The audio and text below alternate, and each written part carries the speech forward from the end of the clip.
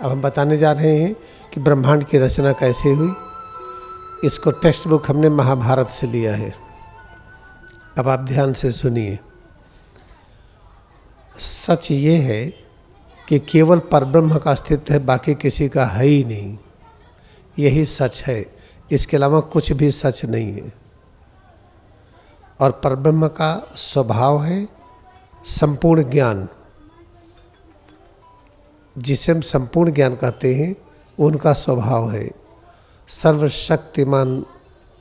सर्वशक्तिमान उनका स्वभाव है, संपूर्ण शक्ति, परम शांति, परम आनंद, अमर और सर्वव्यापी। ये सब उनका स्वभाव है परमात्मा का।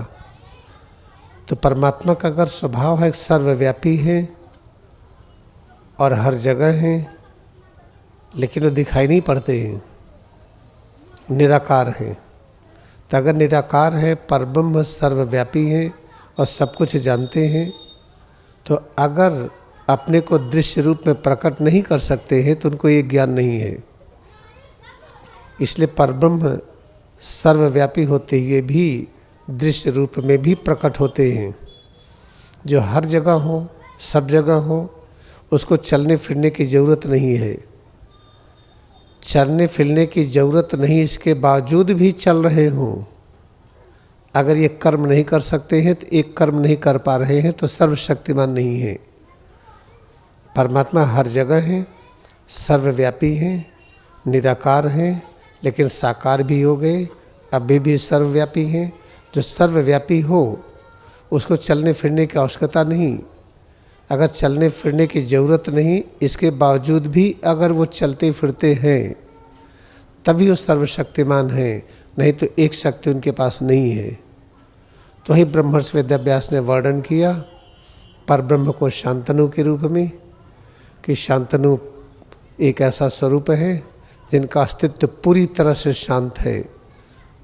परब्रह्म की तुलना शांतनु से किया तो परब्रह्म सर्वव्यापी है, तो चलने की आवश्यकता नहीं। तैसे शांतनु को भी चलने की ज़रूरत नहीं, लेकिन शांतनु अब चलने की क्रिया कर रहे हैं। शांतनु गंगा की तरफ जा रहे हैं, गंगा की तरफ टहल रहे हैं।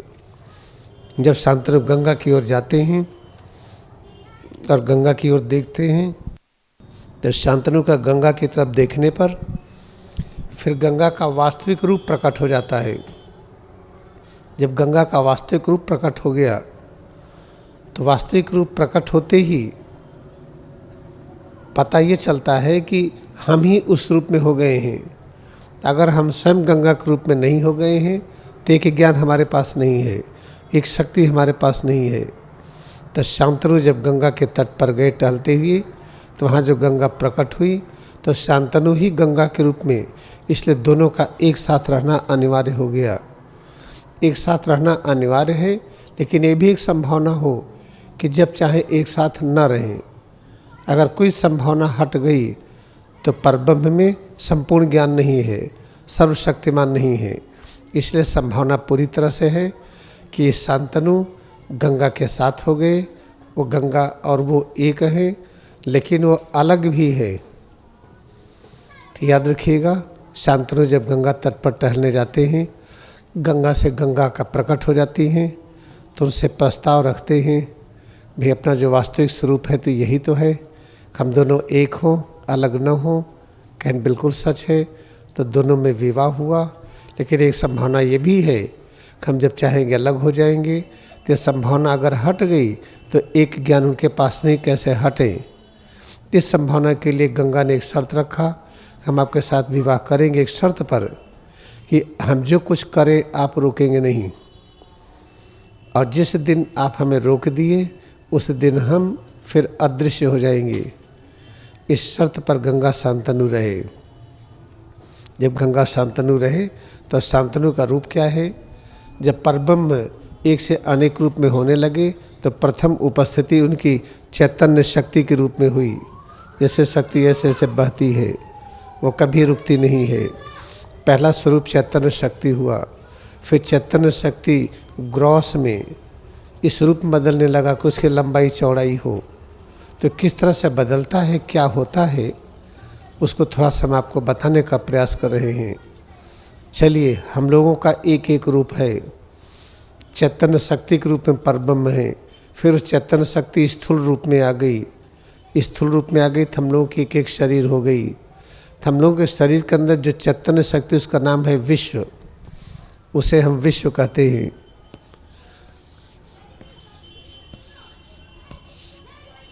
तो विश्व भौतिक शरीर के चैतन्य शक्ति का नाम है। और फिर सच ये है कि हम सब मिले हुए हैं, हम मिले हुए हैं तब भी अलग लगते हैं। हर प्रकार की संभावनाएं मिलेंगी, और जब हम मिल गए तो सब चैतन्य शक्ति के संयुक्त रूप को हम विराट कहते हैं। विराट कहते नहीं भी कि वो व्यक्ति बड़ा विराट है। विराट का मतलब कि सबकी जगह उनके यहाँ, जो ही चला जाए भाई उनका दिल बहुत बड़ा है, तो इसको कहते हैं विराट। तो जब परब्रह्म चैतन्य रूप में प्रकट हुए, फिर चैतन्य से जब स्थूल रूप में हुए तो भौतिक शरीर हुई। तो भौतिक शरीर और चैतन्य शक्ति एक साथ साथ है। भौतिक शरीर के अंदर चैतन्य शक्ति को विश्व कहते हैं। और सबके स्वरूप को मिला लीजिए जो स्थूल रूप है, तो उसके अंदर संयुक्त चैतन्य शक्ति को विराट कहते हैं। फिर यहीं पर ख़त्म नहीं हुआ, फिर निर्माण की क्रिया जारी। फिर हम लोगों के जैसे एक एक शरीर है ये भौतिक, ऐसे सूक्ष्म शरीर है। जब सूक्ष्म शरीर के चैतन्य शक्ति को तेजस कहते हैं, उसका नाम है तेजस। ऐसे ही हम सबके सूक्ष्म शरीर की शक्ति को मिला लीजिए तो संयुक्त सूक्ष्म शरीर की शक्ति को हम हिरण्यगर्भ कहते हैं। हिरण्यगर्भ।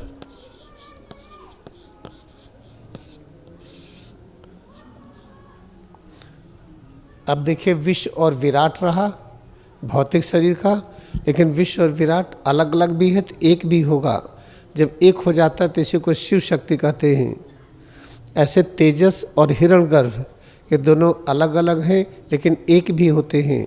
एक भी होते हैं तो इसको ब्रह्मा कहते हैं। जैसे विष्णु और ब्रह्मा शिव हैं क्या ये।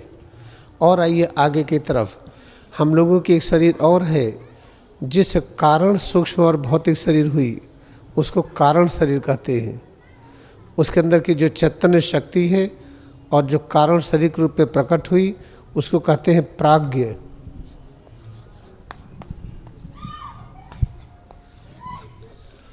और सभी के कारण शरीर के चैतन्य शक्ति को मिला लीजिए तो उसको कहते हैं ईश्वर।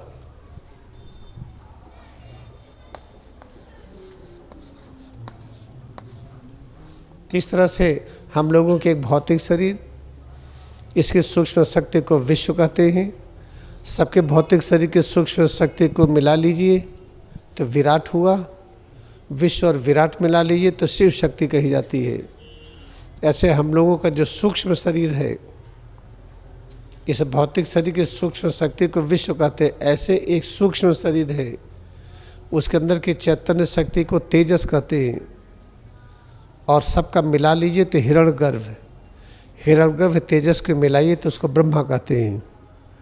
ऐसे हम लोगों की कारण शरीर है, एक एक कारण शरीर के चैतन्य शक्ति को प्राज्ञ कहते हैं। और सबका जो संयुक्त है उसको ईश्वर कहते हैं।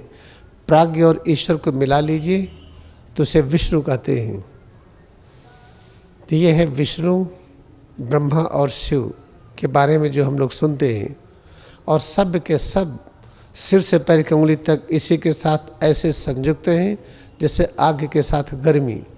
तो जब हम पैर की उंगली से सिर तक अपने में एकाग्रता बढ़ा करके हम सब कुछ स्वीकार करते हैं, तो हमने ब्रह्मा को स्वीकार किया, विष्णु को स्वीकार किया, शिव को स्वीकार किया।